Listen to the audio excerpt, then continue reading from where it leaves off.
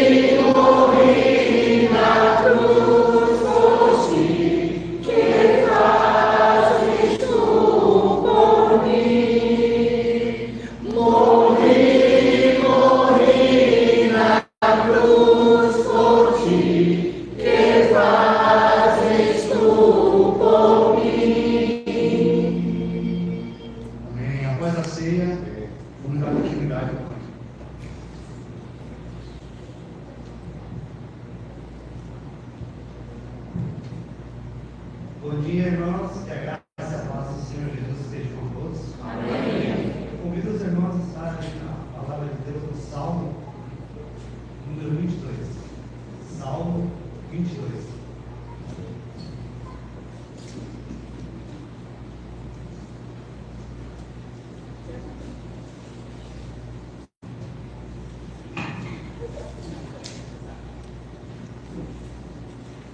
Salmo 22, eu vou ler a partir do versículo 16.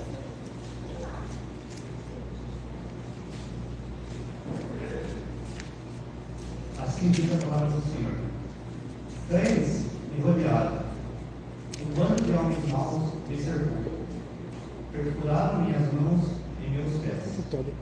Posso contar todos os ossos, todos os meus ossos.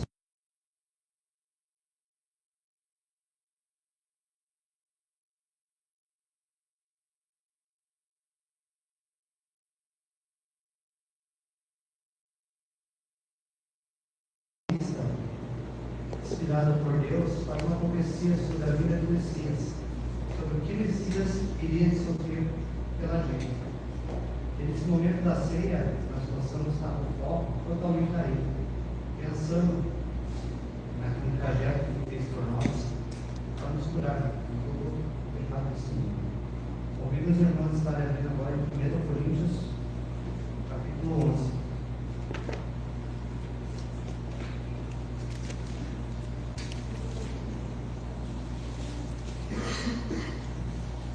1 Coríntios, capítulo 11, nós vamos ler a partir do versículo 27.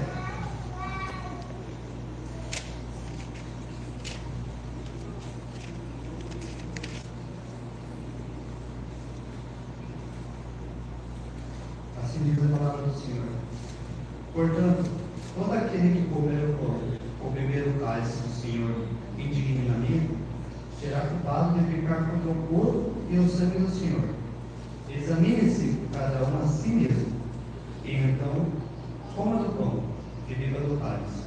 Pois quem come e bebe sem discernir o corpo do Senhor, come e bebe para a sua própria condenação. Versículo 23 agora. Pois recebi do Senhor o que também lhe entreguei. O Senhor Jesus, na noite que foi traído, tomou o pão e, tendo dado graça, partiu e disse: Isso é meu corpo que é dado em favor de vocês. Façam isso em memória de mim. Oremos pelo povo. Soberano Deus, eterno Pai, Pai nosso que estás no céu, muito obrigado. Primeiramente te agradecemos, Pai, por ter enviado o seu Filho Jesus, para nos livrar da condenação desse mundo e nos conceder a vida eterna. Pai, eu te peço, Pai, em nome dele, que o Senhor venha, Pai, abençoar esse pão que simboliza o corpo de Jesus, que foi entregue em nosso favor. E é em nome dele que eu oro e peço. Amém. Amém.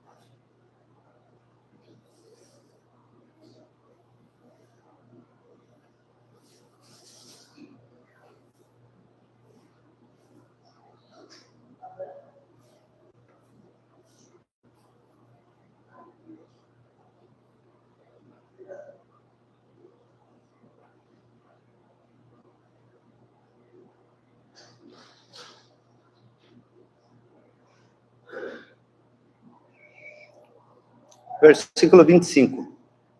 Da mesma forma, depois de ceiar, ele tomou o cálice e disse: esse cálice é a nova aliança no meu sangue. Façam isso sempre que beberem em memória de mim. Porque sempre que comerem desse pão e beberem desse cálice, vocês anunciarão a morte do Senhor até que ele venha.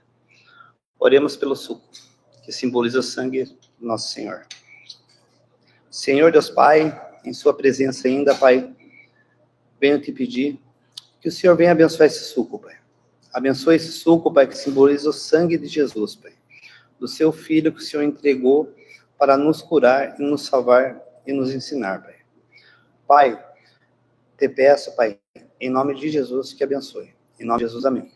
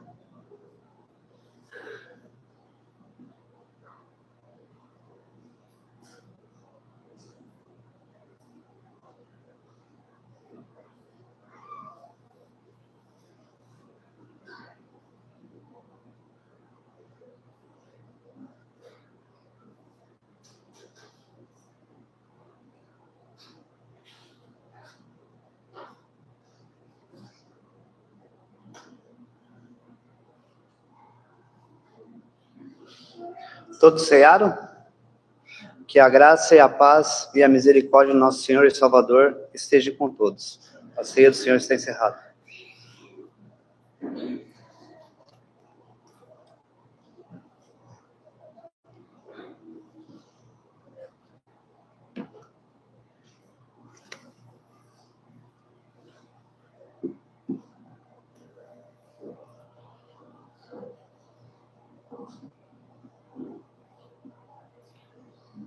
Sofri na cruz por ti,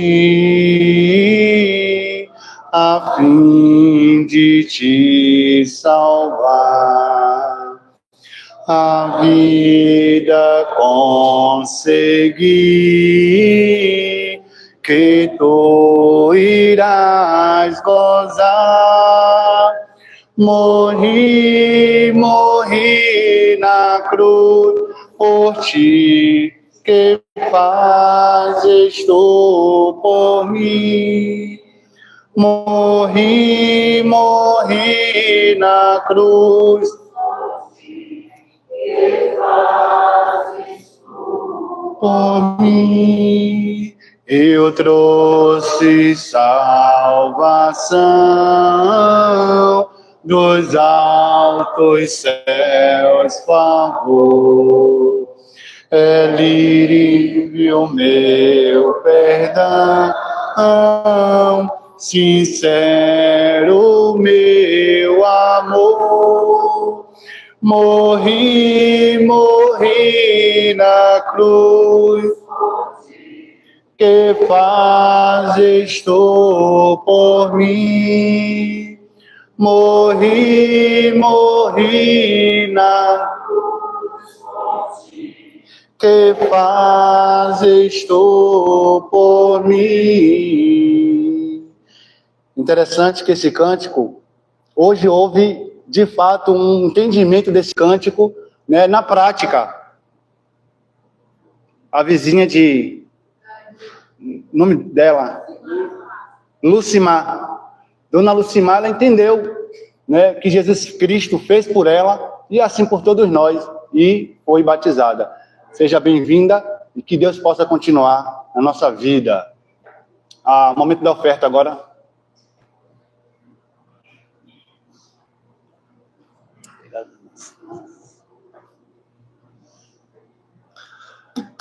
Bom dia, meus irmãos. Que a paz de Cristo esteja com todos.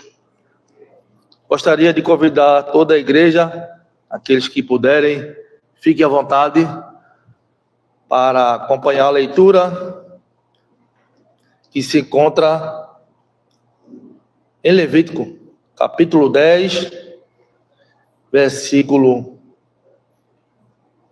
1 e 2.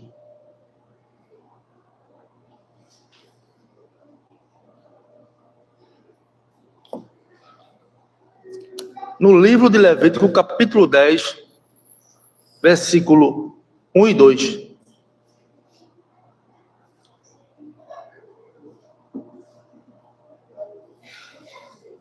Diz assim a leitura do Senhor. Nadab e Abiú, filho de Arão, pegaram cada um seu queimador de incenso e colocaram incenso dentro e puseram fogo. E apresentaram a Deus, o Senhor, como oferta. Mas não fizeram isso de acordo com as leis de Deus, e por isso ele não aceitou a sua oferta. De repente saiu fogo da presença do Senhor e os matou, e assim os dois morreram ali, onde Deus estava. Nem toda oferta é aceita por Deus. Nadab e Abiú eram sacerdotes separados para o serviço do Senhor. Conheciam o altar, conheciam o incenso e conheciam a glória de Deus. Mas conhecer o templo não substitui obedecer ao Deus do templo. Eles trouxeram uma oferta, mas não trouxeram uma oferta correta. A Bíblia diz que era oferta estranha, algo que Deus não pediu, que Deus não aprovou e que Deus não via a origem certa. Deus não recebe oferta sem obediência. A atenção deles poderia até ser bonita, mas o reino de Deus, intenção não substitui instrução.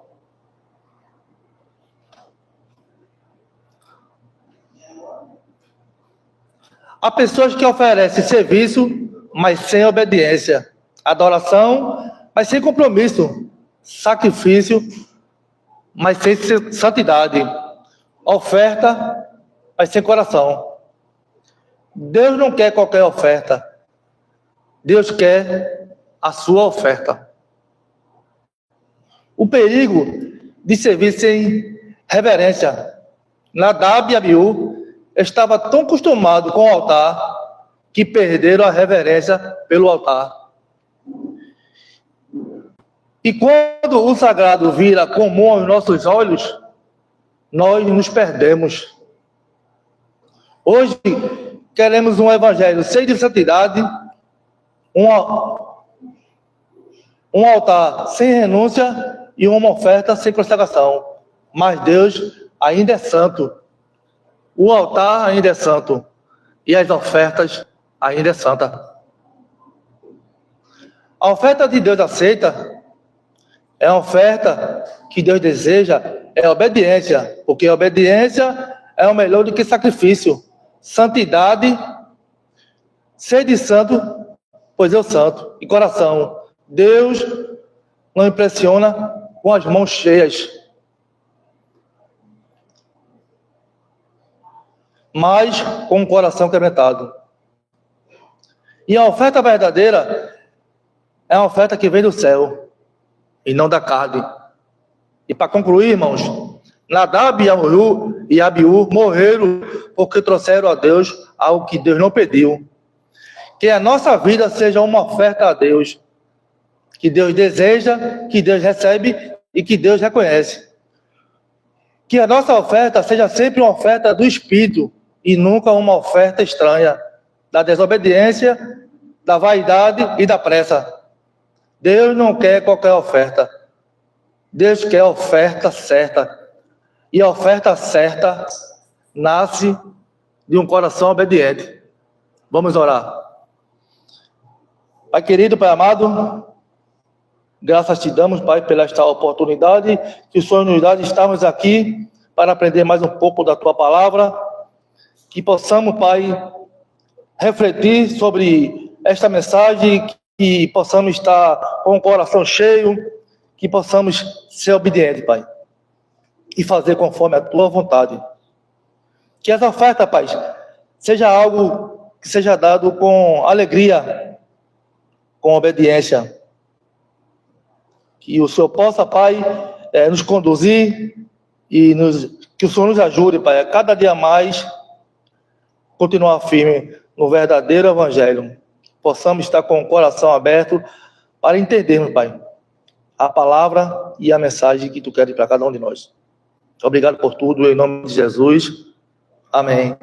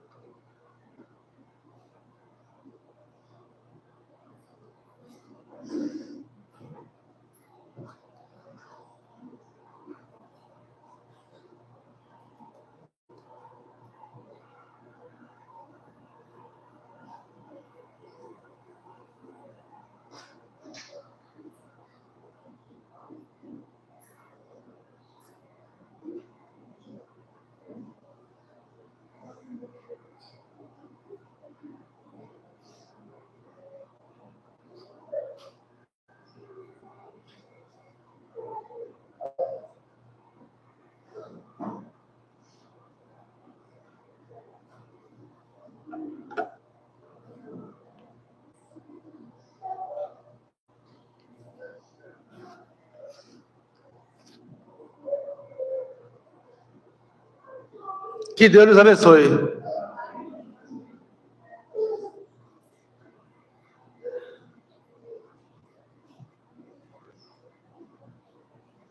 Obrigado, querido. Vamos ficar de pé novamente, e aqueles que puderem, quem não puder, não se sinta constrangido. Auxílio já passar o slide.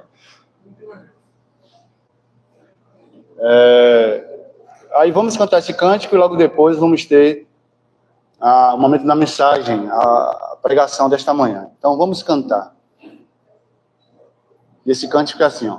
Seu nome é maravilhoso, seu nome é maravilhoso, seu nome é maravilhoso, Pai da eternidade, Príncipe da paz. Seu nome é conselheiro, seu nome é conselheiro, seu nome é conselheiro, Pai da eternidade, Príncipe da paz. Seu nome é Deus forte, seu nome é Deus forte, seu nome é Deus forte, Pai da eternidade, Príncipe da paz. Seu nome é maravilhoso,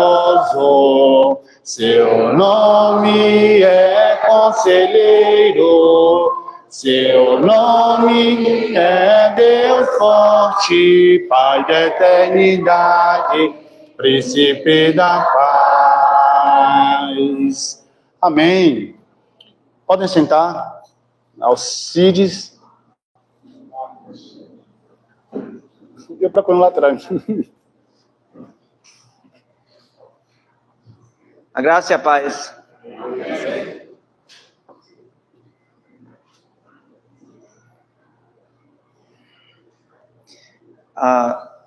Filipenses, capítulo 4, versículo 10 e 20, foi feita a leitura aqui, né? O apóstolo Paulo está muito feliz, mas no texto nós sabemos, né, que ele estava preso, né? Estava preso. Como é que alguém fala de alegria, estando na pior situação que a pessoa possa estar, né? Preso por pregar o evangelho, por ser um cristão, naquela época de perseguição. Então, o apóstolo Paulo revela um segredo que nós precisamos nunca esquecer e aprender bem na vida cristã, né? A vida cristã nem sempre vai ser um mar de rosas. E muitas vezes vamos ser injustiçados. Existe uma frase muito conhecida, que até quem pouco lê a Bíblia conhece e já ouviu falar, né? Tudo posso naquele que me fortalece. E quem não já ouviu esse versículo, né? É muito bom, né? As pessoas gostam, né? Tudo posso naquele que me fortalece. Eu quero trazer nesse texto a resposta de como é que Deus fortalece. Em que sentido o apóstolo Paulo falou essas palavras? Como é que Deus fortalece? E como é que ele iria poder? Como é que ele iria poder fazer as coisas? Sendo fortalecido por Deus. E dessa forma temos também uma aplicação para a nossa vida, né? Como é que eu também posso ser fortalecido? Quem é que não quer ser fortalecido por Deus, né? E poder fazer as coisas, né? Mas Paulo estava preso, né? Então, vamos lá. Esse versículo ele está nesse texto de Filipenses. Estamos a falar aqui sobre oportunidades, né? Aproveitar as oportunidades. Existe uma oportunidade grandiosa para o cristão, que é ser um investidor do reino. E isso não é só para pessoas ricas, tá bom? Não é só para quem tem muito dinheiro, né? Não é só para pessoa, se eu tivesse dinheiro, eu faria isso, eu faria tantas coisas, eu ajudaria obreiros, eu ajudaria obras da igreja, né? E esse pensamento, ele é muito ruim, certo? Porque fica se pensando naquilo que se faria. A igreja de Filipenses, ela não pensou assim. Ela pensou nas coisas que ela poderia fazer. Ela pensou nisso, pensou no que ela poderia fazer e fez. Nós observamos no texto o apóstolo Paulo feliz, contente, né? Ele recebeu uma ajuda dessa igreja em Filipenses. A ajuda chegou até ele. Mas que ajuda era essa exatamente? Veja, nós lemos no Novo Testamento que o apóstolo Paulo, junto com os outros apóstolos, eles não ficaram só lá em Jerusalém, entendeu?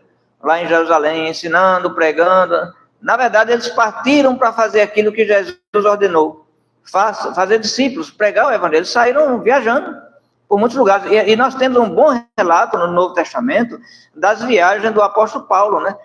A Bíblia se concentra bem nesse trabalho dele, e através dessas viagens, ele conheceu igrejas, ele conheceu problemas que havia nas igrejas, e enviou cartas inspiradas, as quais, unidas, formaram então boa parte do que hoje nós temos como o Novo Testamento. Como é que você acha que Paulo fazia essas viagens? Como é que era, hein? Para ele conseguir pousada, para ele se alimentar, poder talvez comprar uma roupa, comprar uma sandália, né? Comprar uma sandália que se caminhava muito naquela época, né? Às vezes tem até um certo cuidado, tem uma segurança. Como é que ele fazia? Será que Paulo era rico? Bem, ele tinha posses quando ele era judeu, mas quando ele se tornou cristão, ele perdeu tudo.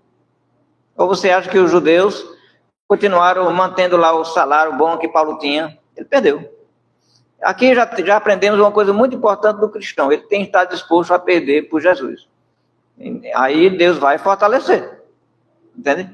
Mas se não está disposto a perder, vai ser muito difícil sua caminhada com Cristo. Muitas pessoas, às vezes, se queixam, né? Porque falta apoio. Às vezes falta amor. Infelizmente acontece. Às vezes falta amor, né? Às vezes falta aquele encorajamento. Mas nunca se esqueça, certo? Você não está na igreja para ser amado, tá bom? Não é para isso que você vem para a igreja, para ser amado. Você está na igreja para amar. Para amar. Você não está na igreja para ser ajudado. Você está na igreja para ajudar. Você não está na igreja para ser carregado.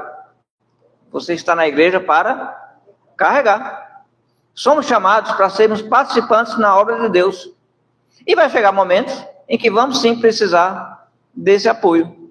Mas os irmãos, sabendo que Paulo estava fazendo essas viagens, né, e ele tinha despesa, ele precisava de ajuda. Então as igrejas se associavam e ajudavam Paulo nesse trabalho. Mas às vezes também faltava. E nesse momento que Paulo estava preso, faltou, Paulo mesmo disse, né, nenhum se associou comigo, senão vocês. Então faltou apoio um pouco. Mas você não vê Paulo nas suas cartas se queixando disso, sabe? Ele não se concentra no negativo. Ele se concentra no positivo. Ele se concentra naqueles que estavam ali dando aquele apoio a eles, que eram os filipenses, cristãos da cidade de Filipos, que sabendo que Paulo estava numa situação difícil, injustamente, porque ele não fez nada de errado, ele não estava preso por fazer alguma coisa errada, mas apenas por pregar o evangelho. Os judeus queriam matá-lo, os romanos encarceraram ele. Então, os filipenses, sabendo disso, enviaram ajuda para o irmão Paulo, e ele recebeu isso e ficou muito contente, muito agradecido e muito feliz. É nesse momento que ele diz essa frase: tudo posso naquele que me fortalece. Quem fortaleceu Paulo? Deus. Mas de que forma? De que forma foi que Deus fortaleceu Paulo? Através da igreja, através dos irmãos. Através dos irmãos. Os irmãos deram essa força para ele, para que ele tivesse condição, seus mantimentos. E nós sabemos, no decorrer da história, que ele foi solto. Ele foi solto e ainda conseguiu fazer viagem, ainda visitar lugares, né? Para depois, finalmente, ele ter uma segunda prisão e dessa vez ele ser martirizado. Mas veja que honra esses irmãos tiveram. Então, aplicando isso para a nossa realidade, de acordo com esse texto de Filipenses, eu não vou perguntar como é que nós podemos ser fortalecidos, tá bom? Nós sabemos e Deus sabe. E nós somos fortalecidos. Às vezes somos fortalecidos pelos irmãos, e às vezes somos fortalecidos por Deus. É bom quando o irmão chega e dá aquela força, aquele encorajamento. Mas pode faltar, tem isso também. E é nesse momento que Deus chega. Mas nunca falta forças para aquele que persevera na fé. Agora tem que entender isso, né? Nunca vai faltar forças de Deus, mas para aquele que persevera na fé. O que é perseverar na fé? Perseverar seguindo a Cristo. Cristianismo não é só uma mera religião, fazer parte de uma igreja. Cristianismo é olhar para os ensinamentos de Cristo na Bíblia e dizer, eu vou seguir isso aqui. E fazer parte, estar associado com a comunidade, com a igreja que observa a Bíblia. Não é simplesmente eu receber a tradição da igreja e dizer, não, é isso aí, eu vou seguir, eu vou fazer. Não, eu tenho que olhar para a Bíblia. Hoje, esse problema, essa confusão que está acontecendo de divisão, é porque não estão olhando para os ensinos de Jesus. Estão olhando para os ensinos das igrejas. E se conformando. E aí cria toda essa divisão que está a acontecer. Mas se olhassem para a Escritura e dissessem, vamos obedecer isso aqui, pode ter certeza que haveria mais unidade. Unidade é em nome de Jesus. Não é em placa de igreja. É em Cristo. É reunidos em nome de Jesus. Poxa vida, como precisamos disso, né? Nós conhecemos o profeta Elias. Tem a história dele no Antigo Testamento. E conta que ele derrotou profetas de Baal, né? Profetas daquela idolatria.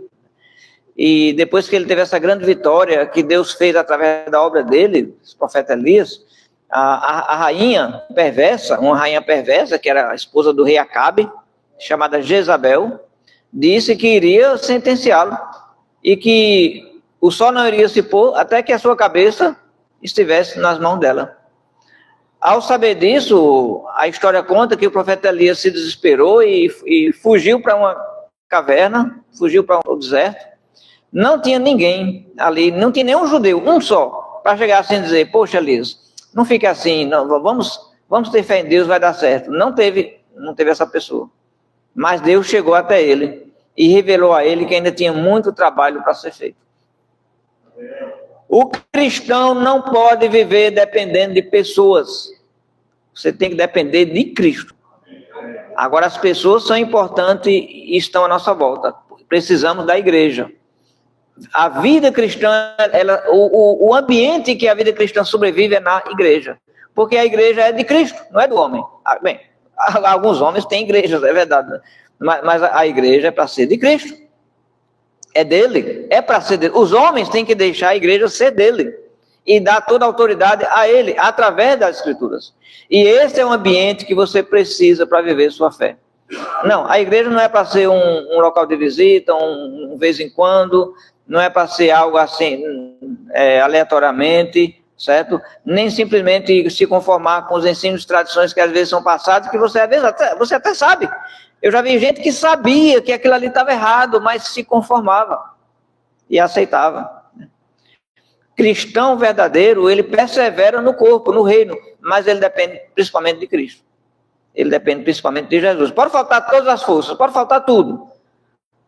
Mas ele sabe que com Cristo ele continua e o Senhor fortalece. Graças a Deus que o apóstolo Paulo teve esse apoio, né? Mas teve momentos que não teve também, viu, gente? Teve momentos que não teve. Depois, se você for ler 2 Timóteo, ele vai dizer que, num dado momento, todos o abandonaram.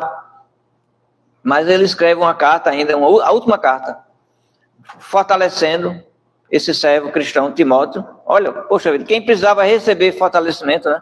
Se tinha alguém que precisava receber, acho que era o contrário, né? Era para Timóteo ter escrito para Paulo, né? Dizer, Paulo, fique firme aí, nós estamos com vocês, estamos orando por vocês. Não. Ele que escreve para Timóteo, fortalecendo Timóteo e reconhecendo que já estava chegando o fim da sua jornada.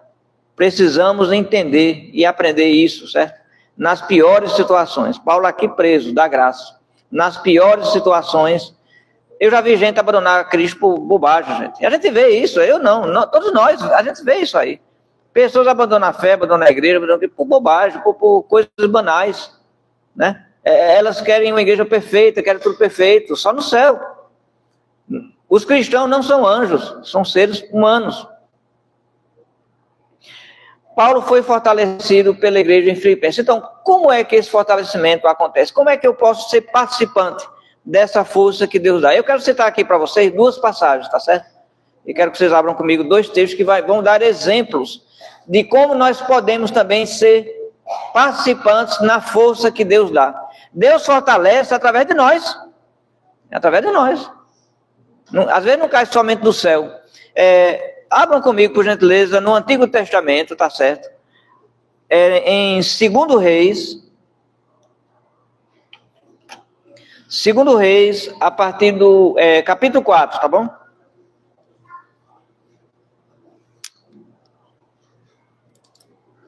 Segundo Reis, capítulo 4. Vamos ter aqui um pouco da história do profeta Eliseu. Estávamos falando sobre o apóstolo Paulo. Agora vamos falar aqui sobre um profeta do Antigo Testamento, um homem de Deus chamado Eliseu. Veja como ele foi fortalecido por Deus. Veja só, versículo 8, tá bom? 2 Reis, capítulo 4, né? Vamos fazer uma breve leitura aqui a partir do versículo 8, tá? Certo dia, Eliseu foi a Sunem, onde uma mulher rica insistiu que ele fosse tomar uma refeição em sua casa. Depois disso, sempre que passava por ali, ele parava para uma refeição. Em vista disso, ela disse ao marido: sei que esse homem, que sempre vem aqui, é um santo homem de Deus. Vamos construir lá em cima um quartinho de tijolos e colocar nele uma cama e uma mesa, uma cadeira e uma lamparina para ele. Assim, sempre que nos visitar, ele poderá ocupá-lo. Um dia, quando Eliseu chegou, subiu ao seu quarto e deitou-se. E a história vai contar aqui, né, que ele é muito grato a ela por isso, né? E por conta disso, O relato conta aqui que ela vai ter um filho, né? Ela vai ter um filho. Esse filho foi um milagre, na verdade, né? Eliseu fez a profecia que ela teria um filho, ela realmente desejava. O marido dela já era idoso, né? Mas ela teve esse filho. Ela foi abençoada por essa visão que ela teve. Poxa, eu vou ajudar esse homem. Isso é um homem de Deus. Depois o filho dela vem a morrer, ela se desespera, e aqui o profeta, ele vai e faz um milagre, faz uma ressurreição. Mas o ponto que eu quero trazer aqui, não é o que o profeta fez. Ele era um homem de Deus, ele tinha todo o poder de Deus, fez muitos milagres, o profeta Eliseu. O que eu quero trazer aqui é o que essa mulher fez. Ela viu a necessidade, ela viu que era um homem de Deus, e ela combinou com seu marido para dar um apoio, uma ajuda para as viagens que ele fazia. Este homem, profeta de Deus, foi fortalecido por Deus, não foi? Através da atitude dessa mulher. Uma outra passagem que eu quero que a gente também observe, agora no Novo Testamento, fica no Evangelho de Lucas, tá certo? No Novo Testamento, no Evangelho de Lucas, no capítulo 8, tá bom? Evangelho de Lucas, capítulo 8.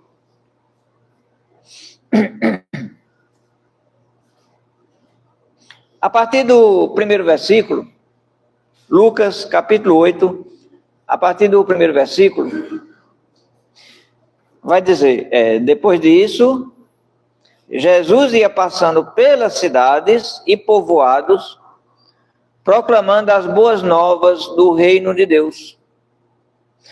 Como é que você acha que Jesus conseguia fazer essas viagens, andar? Ele andou demais, ele já andava muito com discípulos, descia para Jerusalém, voltava para Galiléia, Galiléia para Jerusalém, teve um momento que ele foi até a Síria, voltava. Como é que ele conseguia isso? Se eu hoje quisesse fazer viagens e subir e descer, ir para um lugar para outro, eu ia precisar de alguma ajuda, tá bom? A pé eu não ia conseguir chegar a lugar nenhum. A gente tem que pagar transporte, tem alimentação, tem hospedagem, não é assim? Todo mundo que pensa em viajar, se você for viajar para um lugar que talvez não vai ter alguém para hospedar, pelo menos você precisa pensar em despesas, correto? Como é que você acha que Jesus fazia? Acha que era ele fazer os milagres da multiplicação do dinheiro? Senhor, estamos precisando aqui, como é que ele vai ser? Onde é que ele vai? Não se preocupe, Jesus fazia como aquela mágica, né? Aparecia dinheiro e pronto, vai lá, compre o que... Não era assim não, viu? Não era assim não. Embora Jesus tinha todo o poder e fez grandes milagres, mas Jesus fazia em certos momentos com um propósito. Mas na vida normal, Jesus respeitava as limitações da vida humana. Então eu penso assim, como é que Jesus fazia para... Poxa, não era, se fosse só ele, ainda estava difícil, mas tinha mais 12. Já a pessoa chegar para sua casa e dizer, estou indo almoçar aí. Ela diz, que maravilha, venha mesmo. E eu estou trazendo mais 2 pessoas. É tudo de Maia, né? Tudo de Maia. Entende? Mas Jesus ainda tinha os 12 que andavam com ele, né? Como é que fazia para despesas? Como será? Será que ele faz o dinheiro cair do céu? Não, né? Então, nesse texto aqui a gente descobre. Nesse texto aqui a gente descobre como é que era. Veja só, continuando aqui a leitura. Os 12 estavam com ele e também algumas mulheres que haviam sido curadas de espíritos malignos e doenças. Maria, chamada Madalena, de quem haviam saído 7 demônios. Joana, mulher de Cusa, administrador da casa de Herodes. Susana e muitas outras. Leia aí o que é que diz depois. Essas mulheres faziam o quê? Exatamente, ajudavam a sustentá-los com seus bens. Então agora a gente entende agora como é que Jesus conseguia cumprir aquele ministério, né? Jesus também foi fortalecido por Deus no seu ministério, mas de que forma? Através da ação dessas mulheres. Elas tinham posses, elas tinham bens, sabiam que naquela viagem com 12 homens teriam despesas e elas davam essa ajuda de manutenção. Então, quando é que eu posso tudo? Quando Deus me fortalece. De que forma isso acontece aqui na Escritura? Bem, olha, claro que Deus fortalece de muitas maneiras. Quando você está orando a Deus, Deus fortalece. quando o irmão dá uma palavra de encorajamento, Deus fortalece. E quando às vezes falta isso também, Deus fortalece também. Nas nossas dúvidas, nos nossos temores, nas nossas aflições, Deus fortalece também. Mas existe esse fortalecimento específico, foi esse fortalecimento que o apóstolo Paulo falou. E ele passou a existir quando irmãos, quando pessoas olharam para a necessidade e disseram, vamos contribuir, vamos ajudar. Uma pessoa só, tem aquele ditado que diz, uma andorinha só não faz verão, né? Mas veja, aqui não é uma mulher, as mulheres. Lá no Antigo Testamento, aquela mulher deles, ela era uma mulher de posse, era uma mulher rica, só ela fez o quartinho e tudo, né? Aqui, as mulheres se uniram, né, para dar essa assistência a Jesus. No caso do apóstolo Paulo, né, toda uma igreja viu a necessidade do apóstolo e mandou aquela ajuda maravilhosa que ele precisava. Vamos abrir novamente nesse texto de Filipenses, capítulo 4, né?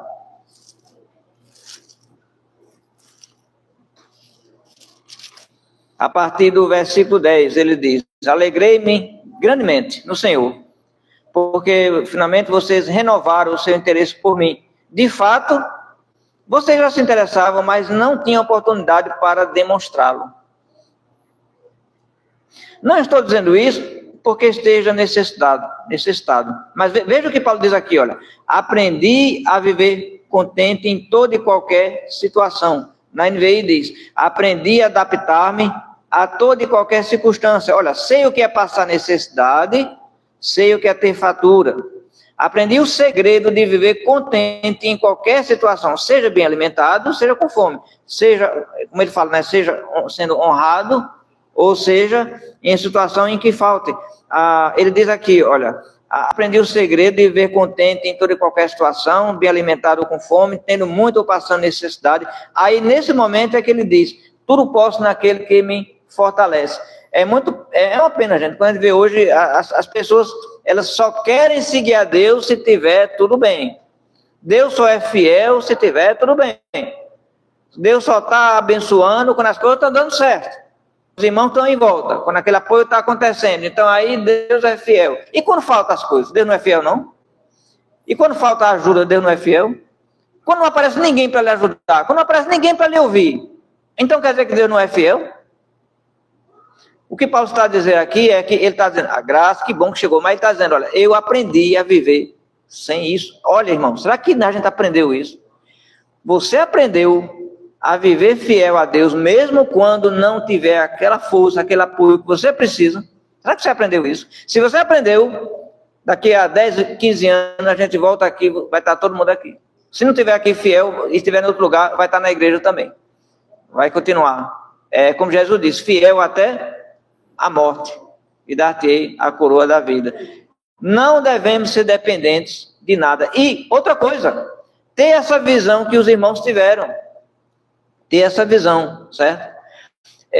Nós ofertamos, agora há pouco nós tivemos um momento da oferta, certo? Além disso, existem muitas obras acontecendo, existem muitos homens de Deus aí pregando o evangelho, trabalhando, certo? A igreja ajudando, muitas vezes a ajuda que chega da igreja não é suficiente. E algumas pessoas têm observado essa necessidade e têm se juntado para para dar esse apoio. Recentemente tem sido falado a questão do Colheita Brasil, não é nada mais do que isso. Não é nada mais do que isso.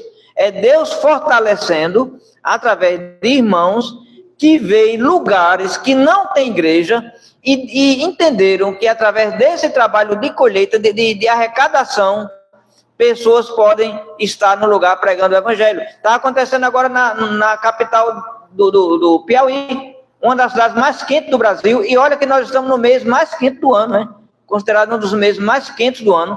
Eles foram agora para a capital mais quente do Brasil, certo? Teresina, e 3, 4, 5 irmãos que estavam lá estavam muito tristes, achando que o trabalho não ia prosseguir, deram graças a Deus, chegaram essas 2 famílias, estão lá, está tendo adoração, hoje vai ter o culto lá num local muito bom que foi alugado. Mas como é que esse trabalho está sendo possível acontecer?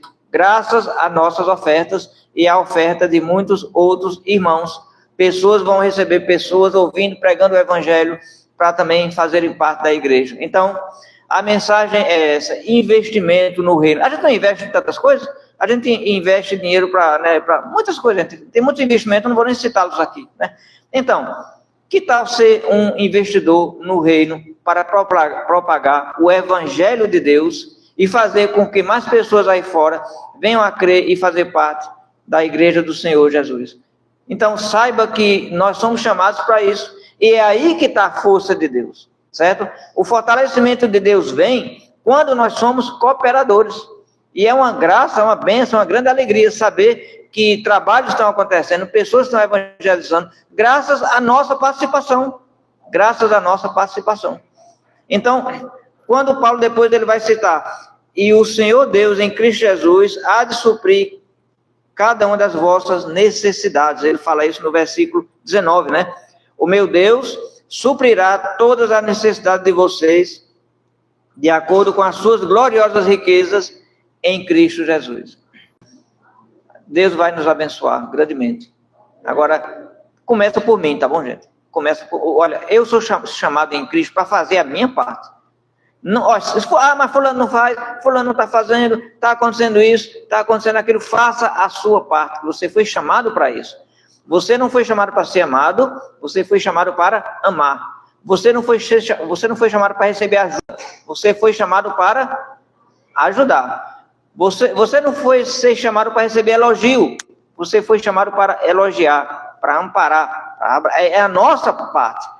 Então, eu tenho que olhar para mim e para Deus, tenho que olhar para mim e para Cristo, e Ele tem que ser a minha motivação.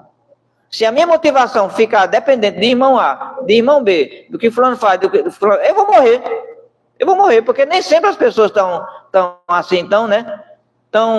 Nem sempre estão, eu vou morrer, né? Não, mas se eu olhar para Cristo e acreditar nele, eu vou poder dizer isso aqui: tudo posso naquele que me fortalece, porque eu vou ser parte dessa força que Deus colocou aqui na terra para a gente fazer.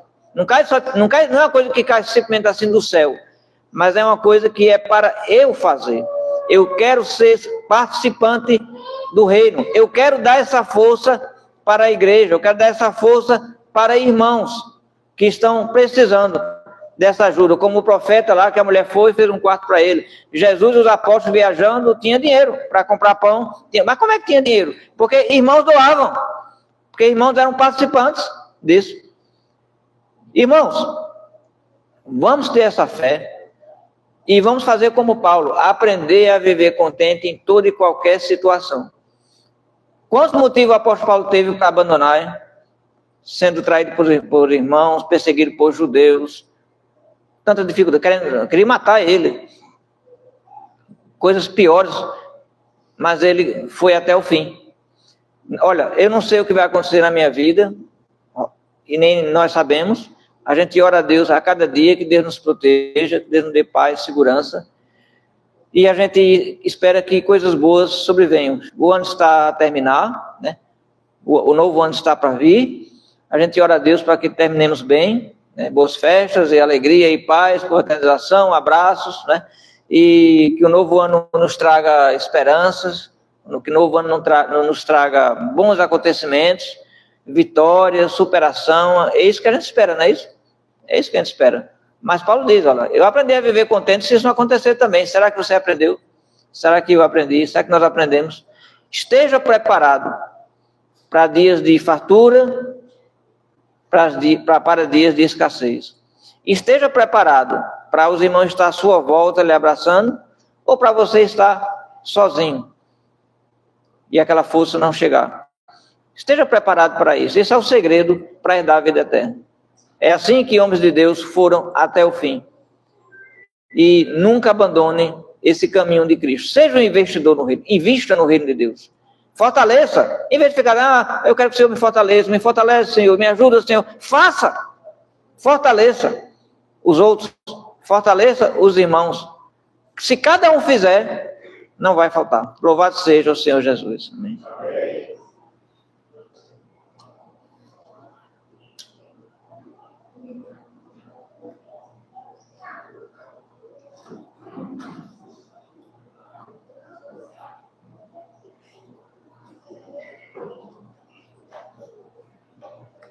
Muito obrigado, Alcides. Independente, como eu sempre falo, né? Independente da situação, Cristo continua nos fortalecendo. E que nós possamos entender realmente essas palavras que foram ditas por Alcides e, de fato, viver a mensagem, a pregação do nosso Deus. Vamos ficar de pé, mais uma vez, com exceção de Marcão. Brincadeira, quem puder, fica em pé, fique à vontade. E que a nossa unidade, ela possa transparecer, ela possa ser de fato vista. E assim Cristo vai ser pregado e conhecido através da nossa comunhão, da nossa vida. E vamos cantar. Somos um no Espírito e um no Senhor. Somos um no Espírito e um no Senhor. E rogamos que sempre haja esta união. E o mundo verá o nosso amor. Nosso amor, sim, o mundo verá o nosso amor. Amor. Numa palavra, evangelho é amor. Conte aos outros de Jesus, pois Ele é amor. Paz, paz, paz, paz. Numa palavra, evangelho é paz. Paz que excede o conhecimento. Paz, paz, paz. Cristo, Cristo, numa palavra, evangelho é Jesus. Ele morreu e ressurgiu, vivo é Jesus, vivo é Jesus.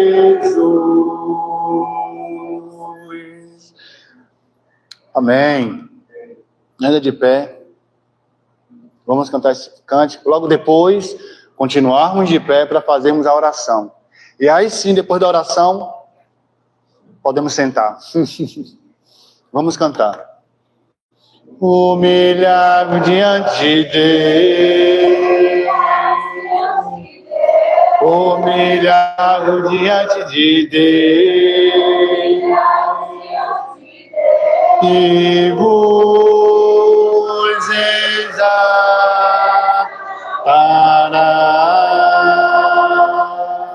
E vos exaltará.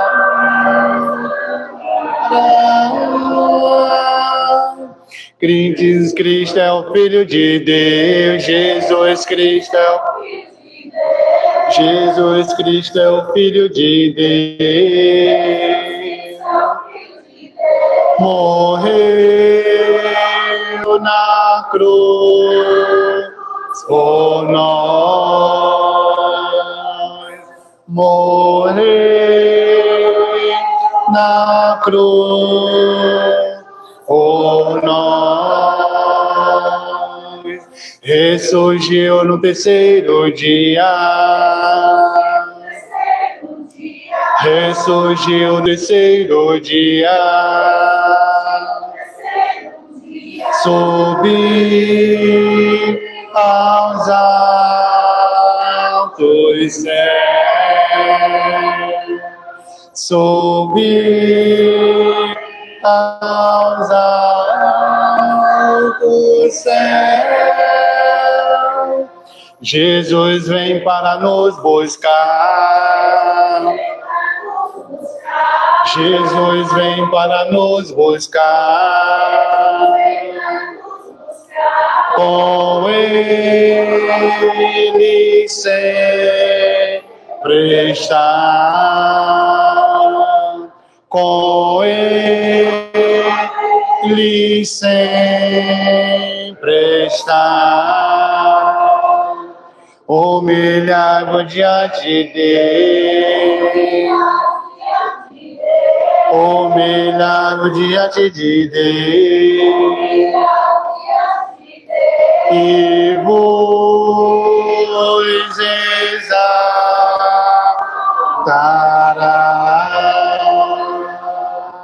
e vos exaltará,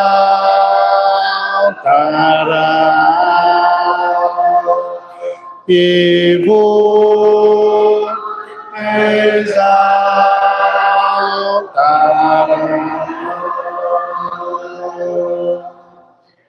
Amém. Ainda de pé, Robert.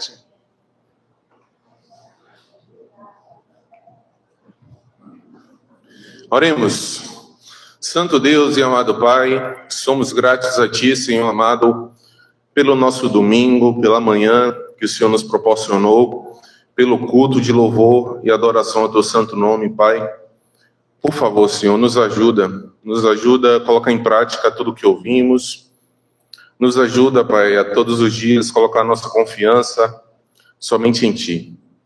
Nos ajuda para que as pessoas do mundo afora possam ver o Teu brilho, o Teu amor através das nossas vidas, Pai.